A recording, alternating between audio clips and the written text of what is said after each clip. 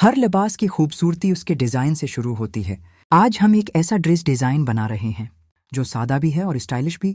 सबसे पहले मैं कपड़े के रंग और टेक्सचर को मैच कर रहा हूँ ताकि फाइनल लुक बिल्कुल परफेक्ट लगे।